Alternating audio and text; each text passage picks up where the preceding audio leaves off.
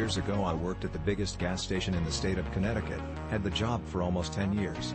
I got all sorts of stories. One that I always remember was this old man. Now if you used your credit/debit card at the pump 3 times in 48 hours it wouldn't work at the pump any longer for security reasons, but it would work inside. In case someone stole your card and was on a spree, I guess. It was always old people that would stick their card in unaware it was accepted 3 times in a row and didn't realize the pump was ready, cause it wouldn't let you select your grade of gas until you picked the nozzle up. This always confused people.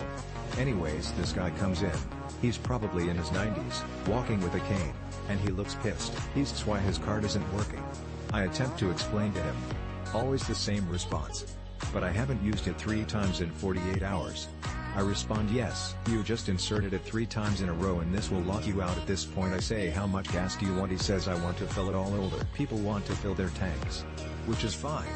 So I explain how he can leave the card with me and I can let him fill his tank. He's freaking out at his point because he says he can't be walking back and forth cause he's handicapped. I say, it's not my fault, sir. He says, yes it is, you work here. He then asks for the manager. I tell him I am the manager, even though I am not. Then he storms to the back of the store looking for a manager. My assistant manager was actually stocking the cooler, but even if he did find him, Bill wouldn't have given him the time of day.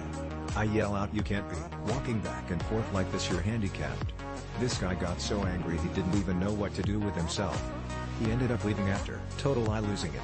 I don't even remember what he said, he was just so angry. Out of the hundreds of thousands of customers I rang out, I remember him the most for some reason.